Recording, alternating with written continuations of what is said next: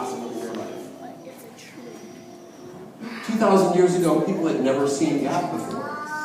And God came live in the flesh in the form of his son Jesus. He came down to earth so that people could see him and witness him firsthand. And people thought he was just a magician doing tricks and illusions.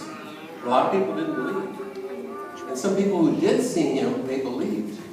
They saw with their eyes, they believed. And he said, blessed are those who have seen and who have believed. Yet even more blessed are those who have not seen and yet believe. And some who didn't believe, they hated him. And they pounded nails into him, not into his nose, but into his hands and feet. And they crucified him on a cross. And they pierced him, not with a sword, but with a spear. And they killed him. And he did a greater feat than anybody has ever done before or since. He rose from the dead. He conquered the dead, the grave. Now, I told you before, we might be able to actually witness a miracle right here today.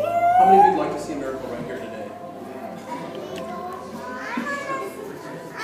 Magicians do tricks. I do feats. God does miracles. If you'd like to see a miracle today, I'll show you a miracle. I'm a living miracle right now because years ago, when I grew up with my fears, I could not stand in front of a group of people and talk. People say it must take courage to risk your life, to nudge your heart to swallow a sword. No, what takes real courage is for that scared, shy, skinny, wimpy kid to risk failure and rejection, to bare his heart, to swallow his pride, and stand up here in front of a bunch of total strangers and tell you his story, his fears and dreams. Risk spilling his guts, both literally and figuratively. You know, I told you I always wanted to do the impossible, and now I am. I told you I always wanted to do something really remarkable, and now I am. God's got me doing remarkable things around the world, but the remarkable thing is not that I can swallow 29 swords at once, or 20 feet underwater on a tank of sharks for Ripley's, believe it or not, or swords heated at 1,500 degrees red hot for Stanley's Superhumans as a man of steel, or to pull a car by sword for Ripley's Baltimore, or to make it on the finals of America's Got Talent, or to win the 2007 Ig Nobel Prize in Medicine. No, that's not the really remarkable thing. The real miracle, the really remarkable thing, is that God could take that scared, shy, skinny, wimpy kid who's afraid of heights and the dark and water and spiders and snakes and everything else. And now he's got me flying around the world at heights of 30,000 feet, swallowing sharp objects underwater in tanks of sharks, and speaking to doctors and nurses and audiences like you in 35 countries around the world. That's the really remarkable thing. I told you I wanted to find my purpose and calling, and now I've found it. And you know what it is? It's not with those swords. It's not swallowing those swords, my strengths. That's what everybody thinks it is. No, it's actually in wielding my weakness, wallowing in my words. You see, my purpose and calling is for that scared, shy, skinny, wimpy kid to face his fears, to change the world by cutting through fear, one sword at a time, one word at a time, one life at a time, one knife at a time, to inspire others to be superheroes and do the impossible in your lives. My purpose and calling is to help others find theirs. What's yours? What's your purpose and calling? You know, I told you I always wanted to be a superhero like Superman and fly around the world doing superhuman feats and saving lives. Guess what? Now I'm doing it in a way I never expected. But you know, there's still a small part of that little kid's big dream deep inside.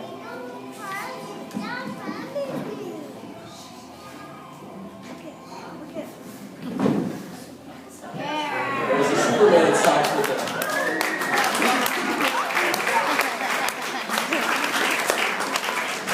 So what is your purpose? What is your calling? What were you put here to do? I believe we're all called to be superheroes and change our planet. I want you to think back when you were a little kid. What were your big dreams as a little kid? What were your wildest dreams that you thought were so strange and so crazy? I bet this makes your dreams look not so crazy after all, doesn't it? What is your sword? Your double-edged sword of fears and dreams. Swallow your sword, ladies and gentlemen. Follow your dreams. It's never too late to do whatever you always wanted to be. If God can take that scared, shy, skinny, wimpy kid and change the world through him, then he can do it through you. What is your story? Each one of you has a story. Tell your story, even if your voice is thin and shaky. For all those bullies with the dodgeballs, all those kids who said I'd never be able to do the impossible, I've got just one thing to say to you. Thank you. Because if it wasn't for villains, we wouldn't have superheroes. If it wasn't for fear, we wouldn't have courage. Follow your dreams. Face your fears. Take on risks and challenges. Live on the edge. So if I've made you squirm, if I've made you laugh, if I've made you think in new ways today, then my job is finished and yours is just beginning. Thank you for being here. Never stop dreaming. Never stop believing. Thank you for believing in me, and thanks for being part of my dream. If God can do the impossible through that scared, shy, skinny, wimpy kid, then he can do the impossible in you. I'm going to do one more feat here, one more trick as a finale, and then I'm going to turn it over here to Pastor. But would you like to see one more? Yeah. All right. What I'm going to do, I've got one more here. Go ahead and pull off here. I've got one more sword. It's a rather long, so this is a 30-inch sword with a 24-inch long blade. And I'm going to go ahead and you can take a look at that for me. Could you hold that for me? Sure. Looks real. It's heavy, isn't it? And I'll tell you what, why don't you bring that up? Why don't you give her this? You can turn that sideways and turn it like that. There you go. And bring this on up here. And we're going to ask Jordan here to come right over here and help me with this one. So Jordan, does that look like a real sword? Pretty real to you? Okay, stand facing the people here like this, facing towards them. Now I need you to put your feet shoulder width apart, your arms straight down. Okay, just relax. Now take in a deep breath. Just breathe in. And breathe out. One more time, breathe in. Breathe out. One more time, breathe in. Now lean your head back, open your mouth, and say hi. Now, do you believe you can swallow this sword, Jordan? No. You believe I can swallow this sword? Yeah. Yeah. You know what the difference is? Belief. It's only belief. I believe I can do it. You don't believe you can do it. People say you've got to see it to believe it. Have you ever heard people say that? I got to see it to believe it. It's really just the opposite. You got to believe it before you can see it. And that's what it's like being a Christian. When you ask God into your life, you've got to believe it before you actually see it happen in your life. Well, that's what we're going to do with this sword. What I'm going to attempt right now is 3 times more dangerous than regular sword swallowing. 3 times more dangerous. Danger number 1. First of all, folks, I'm impaling myself with a 24-inch sword. This will go right down about to my belt buckle here. Okay? 29 people have died doing this. I've ended up in the hospital 3 times. This is extremely dangerous. But the way I'm going to do it is danger number 1. I'm going to take this heavy sword, and I'm going to drop it down into my body, no hands, like this. Okay? Danger number 2, when it's in my body, I'm going to attempt to double my body directly into half and bow at the waist like this. Okay? And if you want photographic proof that sword swallowing is really real, get out your cameras, your cell phones, your video cams. I'm going to bow this way. You can see all the way down the blade, all the way down to the pit of my stomach. Please don't pinch me, okay? All right? You promise?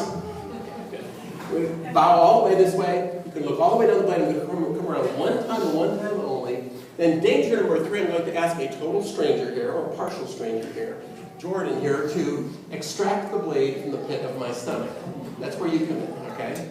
So what you're going to do, are you right-handed or left-handed? Right-handed. So grab the blade with your right hand, pull it straight out of my stomach like this, pull it right over your head like this, and everybody will cheer, applaud, and give you a big, huge round of applause. Okay? Good enough? Will you do that for her? Okay? If she has the courage to pull it out, will you give her a big round of applause? You think you can do that? Okay. So, important safety tip here. Now, when I pull around like this, do not wait, okay? Pull it out very quickly. Because if you wait too long, my stomach can retch and it can puncture against the bottom of the blade. Okay? So pull out very quickly. Okay? But not too fast or it'll slice the sides of my throat.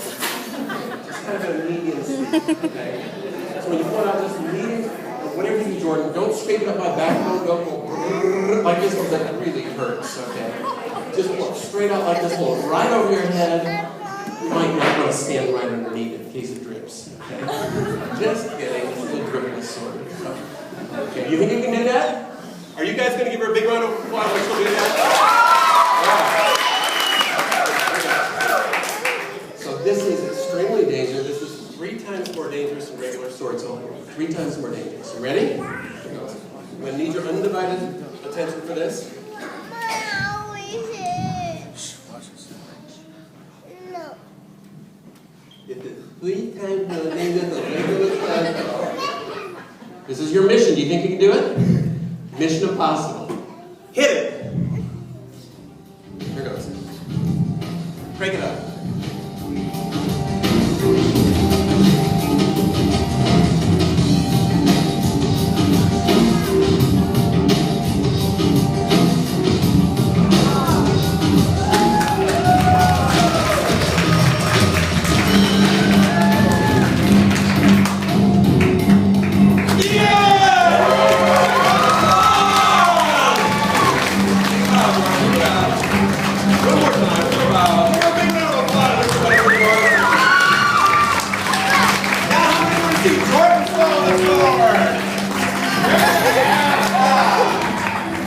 Ladies and gentlemen, I want to thank you from the bottom of my heart for having me here today. Actually, thank you from the bottom of my stomach.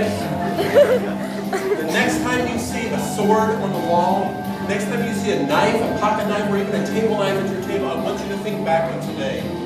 But I don't want you to think back on the swords. I want you to think back on the really important thing. The swords is just the tip of the iceberg. The thing I want you to really remember is that God can do the impossible through you. If you've got more questions, come see us tomorrow morning at church at Living Hope Community Church. I'm going to turn over here to Pastor. All right. What do you think?